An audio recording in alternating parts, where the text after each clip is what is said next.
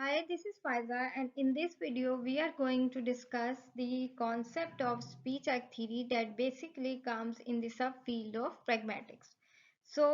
Let's start with the concept that what is speech act theory. As I told you earlier, कि speech act theory जो है वो pragmatics का subfield है, जिसमें ये स्टडी करते हैं हम कि जो वर्ड्स हैं हम उनको सिर्फ इंफॉर्मेशन प्रेजेंटिंग के लिए यूज़ नहीं करते या उनके मीनिंग के लिए यूज़ नहीं करते, बल्कि हम उन वर्ड से जो है कुछ फंक्शन परफॉर्म कर रहे होते हैं।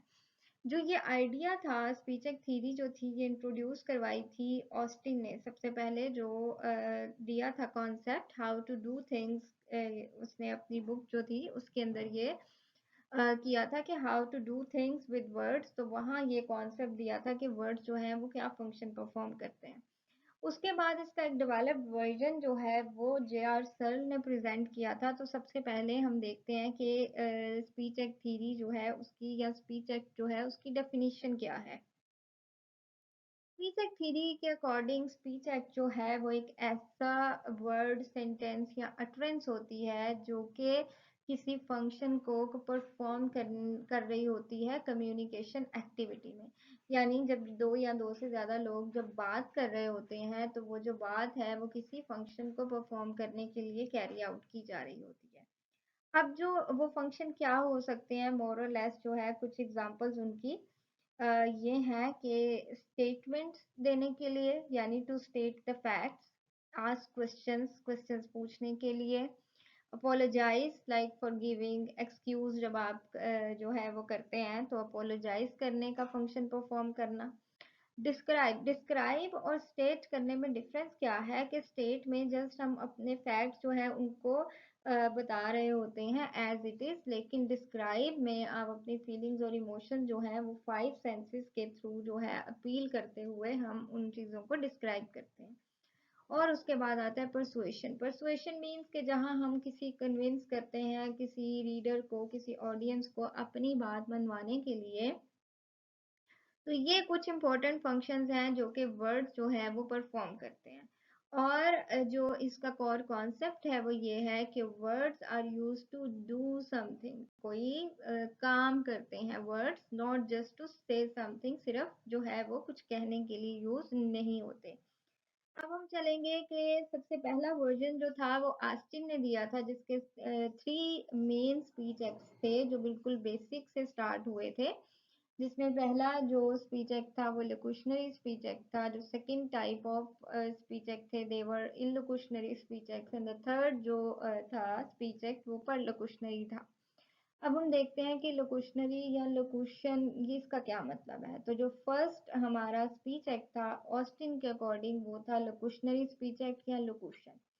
ये बेसिकली जो एक्चुअल वर्ड्स हम बोल रहे होते हैं या लिख रहे होते हैं, या जो एक्चुअल अटरेंस होती है, चाहे वो वर्बल फॉर्म में हो, वर्बल यानी स्पोकन फॉर्म में हो या रिटन फॉर्म में हो, उसको हम लोकुशनरी एक्ट कहते हैं या लोकुशन कहते हैं। अगर हम सिंपली लें तो ये जो कहा जाता है, जो बात हम बोल रहे होते हैं, उसका जो एक्चुअल मीनिंग होता है, लिटरल मीनिंग, डिक्शनरी मीनिंग होता है, वो लोकुशनरी एक्ट होता है। अब इलोकुशनरी एक्ट क्या होता है? इलोकुशनरी एक्ट जो वर्ड्स किसी स्पीकर ने या राइटर ने लिखे हैं या बोले हैं, उनका एक तो लिटरल मीनिंग है जो कि लोकुशन में चला गया। अब उन लिटरल मीनिंग के पीछे उस पर्सन की इंटेंशन क्या है, इरादा क्या है, वो क्या करना चाह रहा है, किस तरह का रिस्पॉन्स लेना चाह रहा है अपने रीडर से या ऑडियंस से, वो इलोकुशनरी एक्ट होता है। और उसके बाद जो परलोकुशनरी एक्ट है वो ये है कि जो हमारा लिसनर है या जो हमारा ऑडियंस है वो किस तरह से रिस्पॉन्ड करता है। इसमें एक एग्जांपल अगर आप देखें तो यहाँ पर एक क्वेश्चन की एग्जांपल दी हुई है कि एक स्पीकर जो है वो किसी दूसरे स्पीकर को कह रहा है कि can you open the window. Locutionary act क्या है कि आप विंडो जो है वो खोल दें।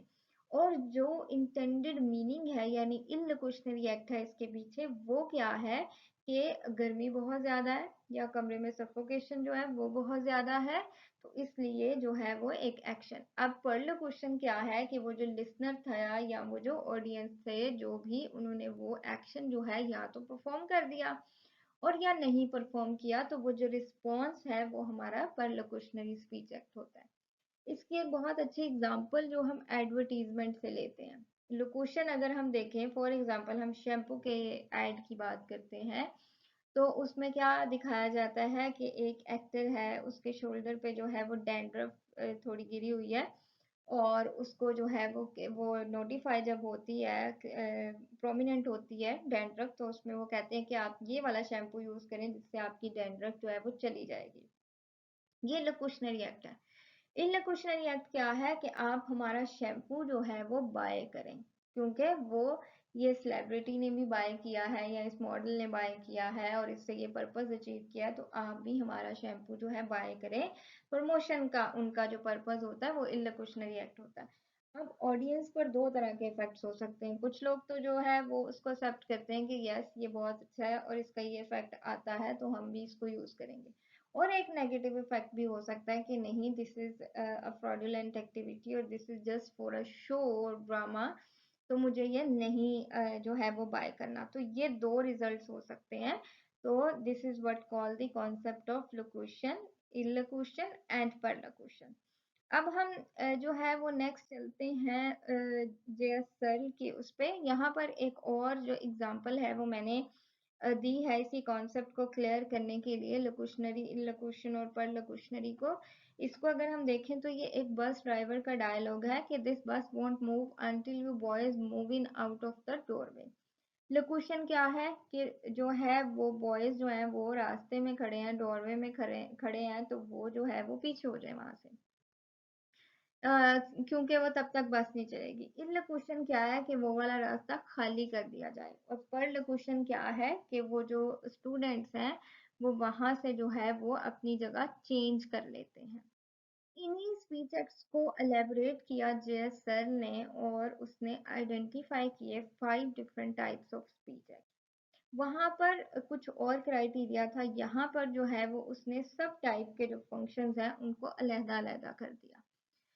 फर्स्ट टाइप जो है स्पीच एक्ट की वो है असर्टिव। असर्टिव में वो वाली स्टेटमेंट्स आती हैं जो कि हमें फैक्ट्स की इंफॉर्मेशन प्रोवाइड करती हैं, कोई कंक्लूजन देती हैं, किसी स्पीकर या राइटर के बिलीफ को एक्सप्रेस करती हैं। फॉर एग्जाम्पल यहाँ पर अगर एक एग्जाम्पल है कि Ottawa is the capital city of Canada, it is a fact, it is an information, and the second example is she is an honest person, this is the expression of a belief by someone. So these are the types of assertive speech acts. Now comes the directives. Directives as the name shows कि direct करना, like कि ऐसे कर लें या ऐसे कर लें, डायरेक्शन देना।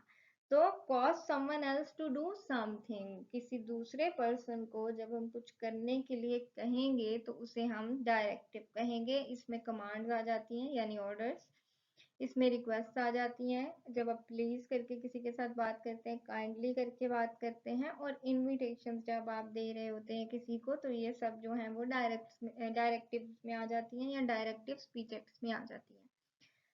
Could you come over for dinner this weekend? This is a sort of invitation. Stand up, sit down. These are the commands. Please leave. Please go there. So these are the requests, and all these are the examples of directive speech acts. Moving towards to the commissives. Commissive, as the name shows, commitment. So these are the words that commit the speaker to some action to be done in the future. Future में होने वाले किसी action की commitment जब आप करते हैं तो दैट इज व्हाट कॉल्ड कमिसिव। जैसे कुछ किसी काम को करने का प्रॉमिस करना, स्वेयर लेना, या कोई ऑफर करना। For example I drive you to school, तो ये क्या है, कमिसिव, कि मैं कर दूंगा। मोस्टली जो है फ्यूचर की जो होती हैं कमिटमेंट्स वो इस स्पीच एक्ट के थ्रू जो है वो हम कर रहे होते हैं। Expressive, as the name shows, कि जहाँ हम अपनी फीलिंग और एक्सप्रेशन जो है वो शो करेंगे, जिसमें आपकी हैप्पीनेस आ जाती है, सोरो, surprise, disgust, sorry, all these जो एक्सप्रेशंस हैं तो वो सारे एक्सप्रेसिव जो स्पीच एक्ट्स हैं उसमें आ जाते हैं। डिक्लेरेशंस। अब डिक्लेरेशन जो है उसका कॉन्सेप्ट थोड़ा सा बाकी स्टेटमेंट से या असर्टिव से डिफरेंट इस उसमें है कि जो डिक्लेरेशंस होती हैं ये वो स्टेटमेंट्स होती हैं जिनको करने के बाद, जिनके बोलने के बाद दुनिया में कोई ना कोई चेंज आ रहा होता है, कुछ चेंजिंग अक्कर हो रही होती है। जैसे कि यू आर फायर्ड और I declare you a husband and wife, you are appointed.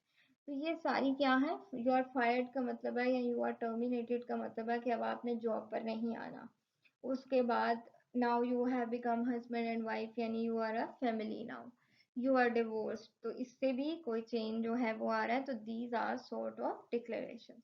So this is all about the concept of speech acts in both Austin speech acts and Searle speech acts.